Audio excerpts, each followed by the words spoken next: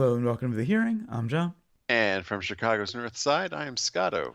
And before we get to this week's album, just want to plug something that I'm going to be doing in the future.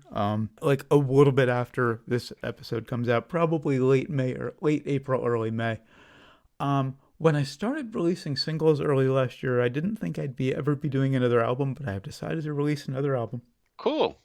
This I one, support albums. this is going to be a live from home album. Okay. Since early last year, I've been doing live from home videos on my YouTube channel. Basically, I play one of my originals that I'd already released on camera. Um, it's my attempt at doing something live because I don't play out. I've decided I want to release them all as an album. I want to do two more. I currently have 12. I want to play into the whole rock cliche and do a double live album, and that's 14 according to Spotify. So I need two more. I don't have them filmed yet. I'm hoping by mid-April. So that'll be out. Hopefully late April, early May. Just wanted to give that a little plug. Anyway, on to this week's album, which is from 1973, New York Dolls by New York Dolls. Of course, this is our tribute to the late great David Johansen. New York Dolls were an American rock band formed in New York City in 1979. While ostensibly part of the glam rock scene, they are, of course, better known for being one of the biggest influences on what would become punk rock. Their self-titled debut album was released on July 27th, 1973, on Mercury Records, produced by Todd Rundgren. That surprised me. Well, you said they formed in 79. I meant 71, I'm sorry. Okay. Apologies for that. I was like, no, the whole impressive part of this is Yeah. it's recorded in 73. Yeah, I'm not going to go back and retake that, so just take that Okay. as the correction. All right. Yeah, produced by Todd Rundgren, which shocked me. Yeah, the story behind that was pretty interesting to hear, Mhm. This is three bands. We've reviewed all three bands. We've reviewed two albums produced by him, and the third being New America by Bad Religion. Nobody got along with him. Nobody in the three bands got along with him. Two of them say he made a good record. I don't think Bad Religion ever liked New America. I certainly don't like it, but yeah, nobody liked him as a producer. Oddly enough, it seemed like New York Dolls, at least some members, did mm. get along. It sounds like David Johansen understood him and trusted him. Actually, that was in hindsight because Johansson wanted to do a second album with a different producer because he was unhappy with this album. Hmm. Years down the road, he realized that Rundgren managed to capture their live sound, and he changed his opinion on it. Anyway, the album features David Johansen on vocals, harmonica, and gong, Johnny Thunders on lead guitar and vocals, Sylvan on rhythm guitar, piano, and vocals, Arthur Killer Kane on bass, and Jerry Nolan on drums with additional musician Buddy Bowser on saxophone. Reminder, I don't edit any songs into our reviews for copyright reasons, but on our blog at johnscotto.wordpress.com you'll find links to New York Dolls on Spotify and YouTube so you can follow along if you'd like. Track 1, Personality Crisis. You gonna take the coward's way out? There's no way this isn't the strongest on this album, let's be honest. Not for me. I mean, it's up there, but I'm not going for a favorite. It's it's pretty much the statement, you know? It's It's top three for me, certainly, but it's not quite my favorite. the way he emphasizes the word hot shows what they're all about. Mhm. He's sacrificing the melody for the attitude, and it's just so important with this band. There's a bit at the beginning that kind of reminds me of Mama Kin by Aerosmith, and And I'm pretty sure was this that came before after that? this. I'm pretty sure Okay. anything Aerosmith was after this. Right. I think there's a lot I'd missed when I'd listened to this in the past Mhm. casually, that I picked up on listening to it critically, going like, "Holy shit, Yeah. this person did this," and that's what this review is going to mostly consist of course. I mean, I'm gonna leave room for Iggy and the Stooges because they were the real OGs. Yeah, of course, Iggy was the real OG, uh, But and the but Velvet you could Underground get hear credited, but I think that definitely. that's more an attitude than music.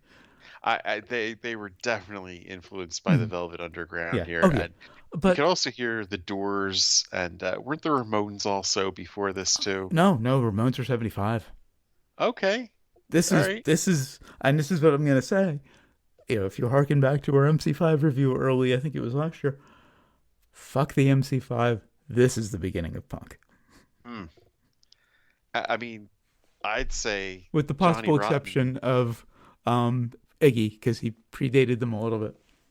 Johnny Rotten pretty much stole a lot of the cadence verbatim Yeah, on this. yeah. Like, what was that? 4 years later, Mm-hmm.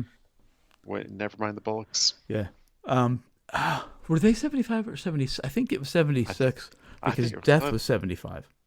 I thought the Pistols were 77. Oh, wow, okay. Maybe, oh, they were even later then. So Pistols were Yeah, after the Ramones. yeah. Okay, because Death was 75 and they were the ones who, got the, unfortunately, too late got the credit for being like the first punk band. Well, they were very underground, Yeah. But I'm you not going to know. say this is punk. I'm just going to say this is absolutely fucking proto punk. I mean, it's a combination of many different Mhm. sounds here. I mean, a lot of garage rock. Yeah. You can hear the Sonics, you can Yeah, hear yeah, of course. Sam the Sham and the Hmm. Pharaohs, uh, the Kingsmen. Hmm. I will say this is the only song with piano. I don't think it needed it. I thought there were other songs with, yeah, there Were there? there were, and it was Rundgren that played it too, I think. Okay, because Sylvan gets credit. Oh yeah. Um, and I've seen a live version without piano because Sylvan was playing guitar, and it sounded better, I think. Wait, and the additional personnel, Rundgren's also credited with piano and Oh, I did. synthesizer. I missed that. Yeah, Okay, I but thought I heard synth. I thought maybe it was the sax. I guess it was synthesizer. yeah, Um, which I thought was hilarious because this was supposed to be anti-prog, mhm. but it's like they didn't give a fuck about Prague. In No. fact, I mean, it was a 6-minute song with a Moog, Moog synthesizer in it. That's yeah. That's where I have. I think I hear synth, but it might be the sax. Okay, it was synth, but Sounds pretty proggy to me. yeah, it's a great shouted vocal, great groove, great background vocals. Yeah, Johnny Thunders could sing. Um, just a much angrier Rolling Stones, pretty much, but exactly. I it have. just so It works. sounds like the Stones gone punk.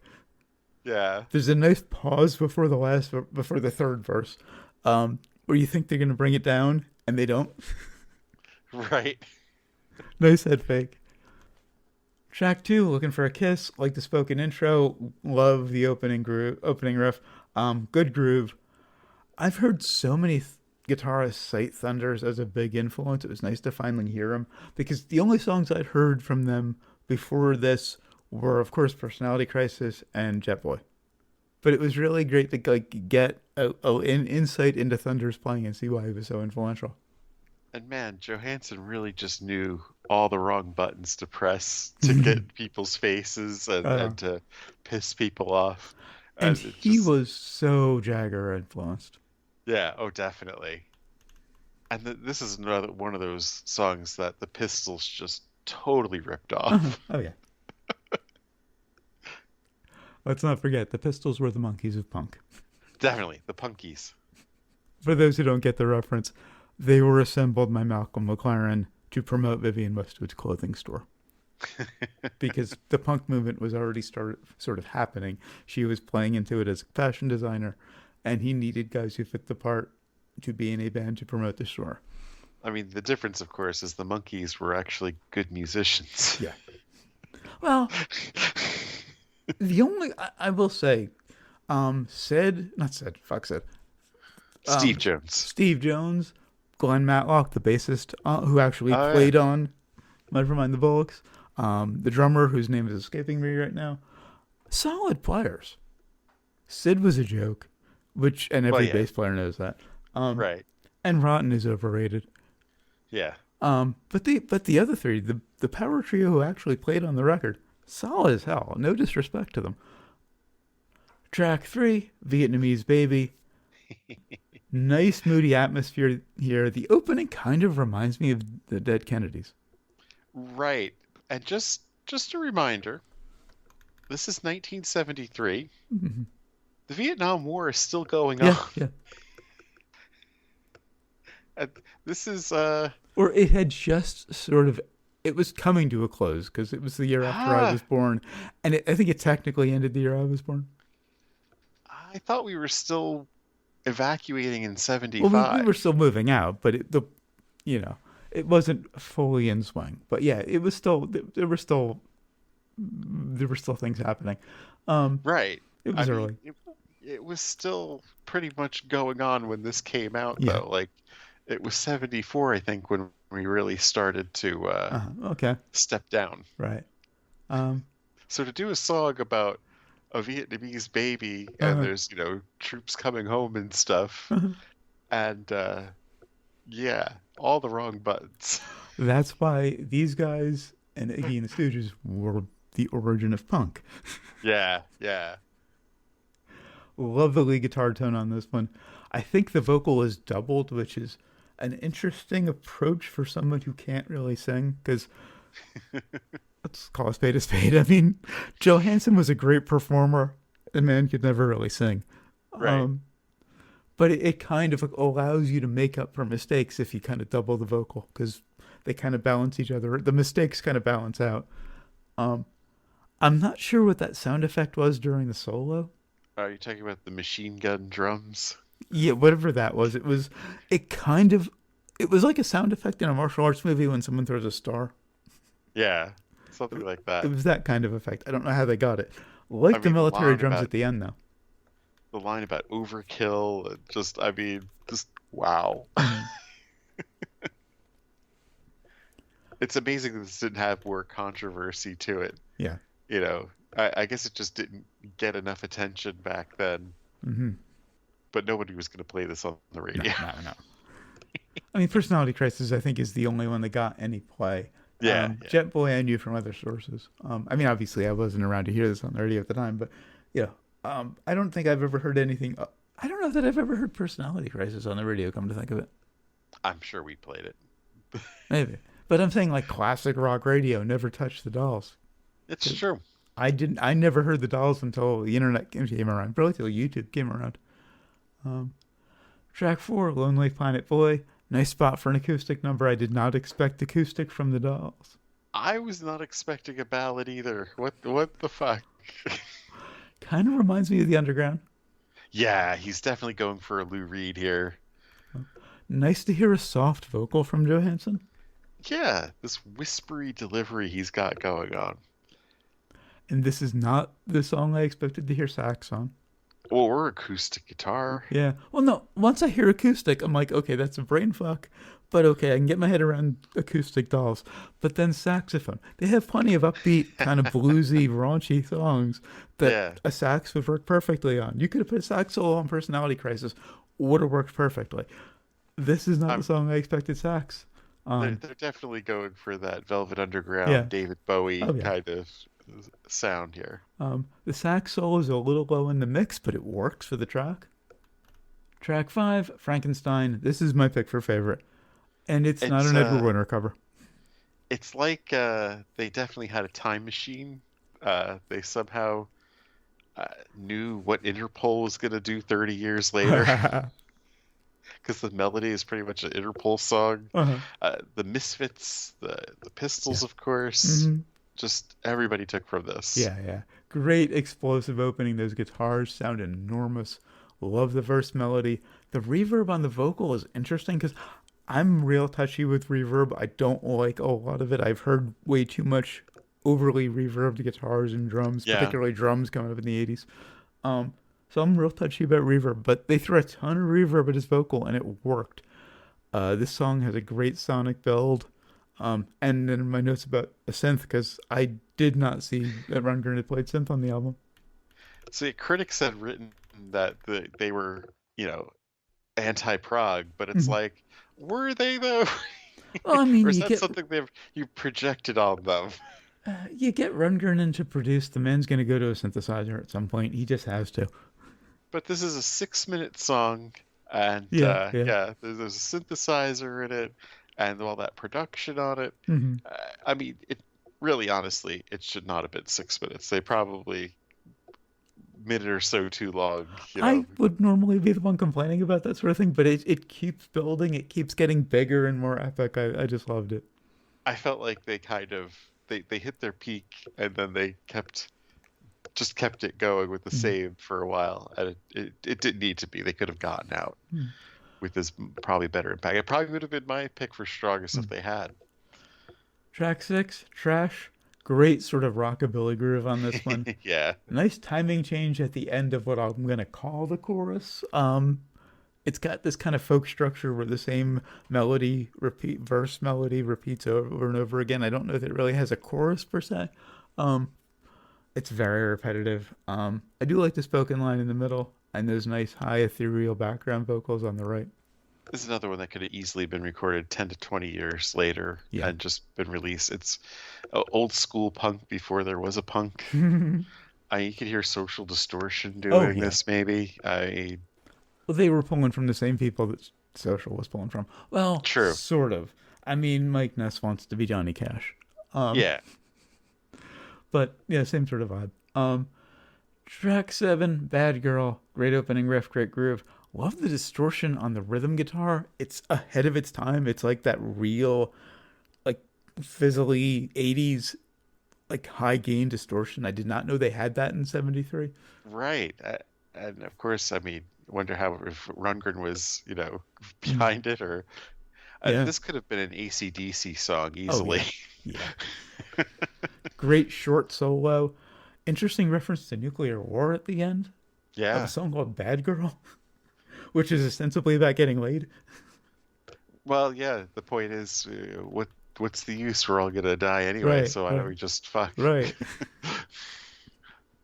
And since it's Johansen tribute, we got to talk about Buster.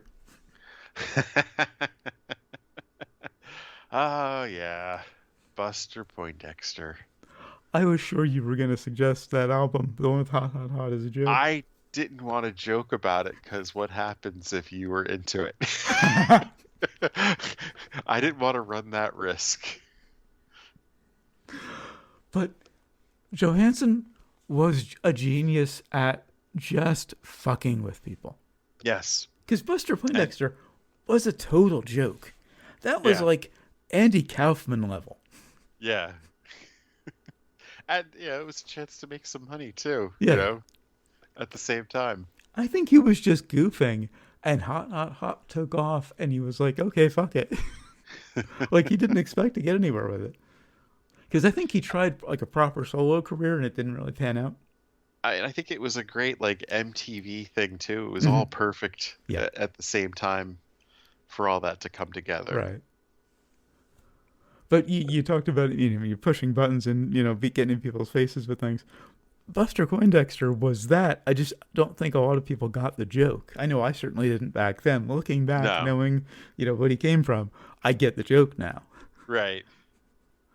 Track 8, Subway Train. Love this sort of countryish leads.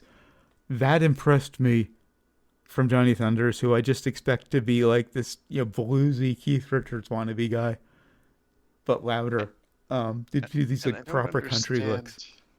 What I don't understand is the problem they had with Rundgren about not getting their sound when there's so much captured from Hmm. each of them. Yeah. I think it was more to do.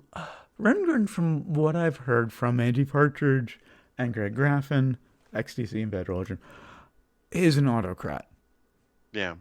Great producer, knows how to make good records. New America aside, it's the one Bad Religion album I won't listen to.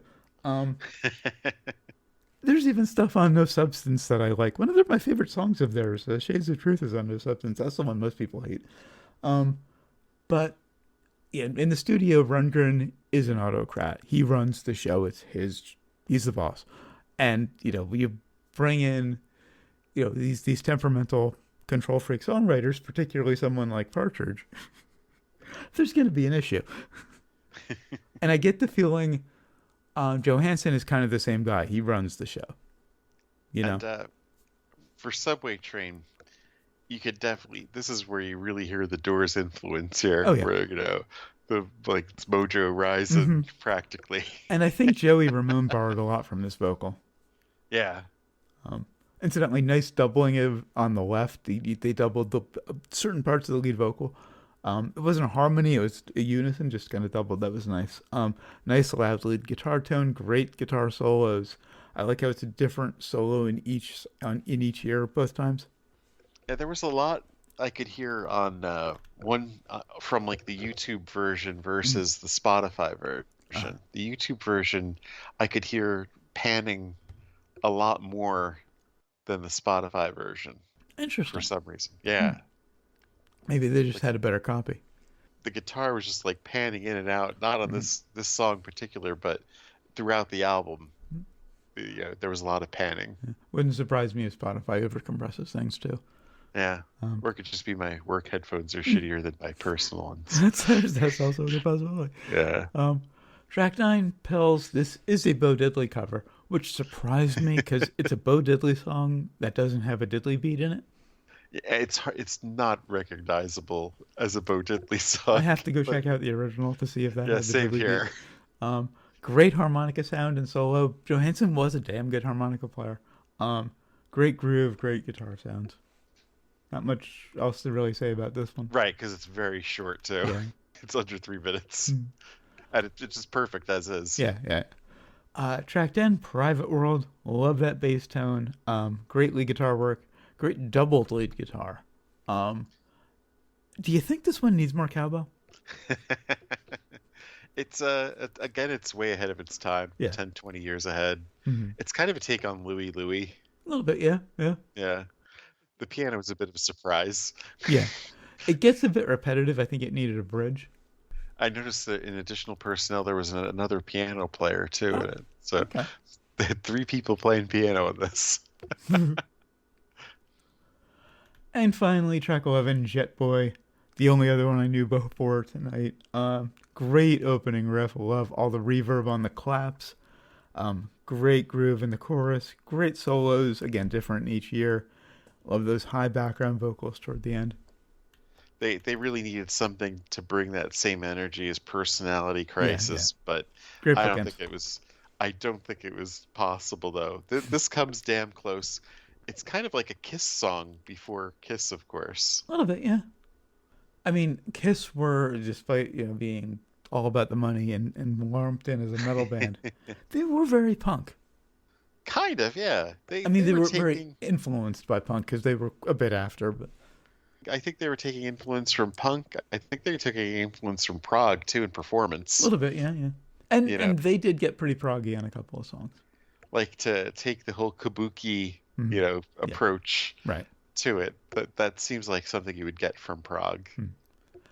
So, do you recommend it? Shocking, because I've heard this album before and was just kind of like, yeah, it's all right. But then when I'm listening to it critically and Hmm. realizing this is Yeah, 1973, it's like, wow. So yes, definitely recommend it. It's so far ahead of its time. It's amazing. yeah, I absolutely recommend it if you haven't heard it, or if you have, check it out again. Um, That's it for New York Dolls. Until next time, when we'll be finally reviewing Neurotic Outsiders. That is, again, the supergroup composed of Steve Jones on vocals and guitar, Duff McKagan on guitar and vocals on a couple of tracks, John Taylor from Duran Duran on bass and vocals on a couple of tracks, and Matt Sorum, yes, a Pistols, A Guns N' really odd Roses, bunch. Duran Duran hybrid. A real odd couple. Yeah. Till then, of course, always remember, never forget, wherever you go in life, There there you you are.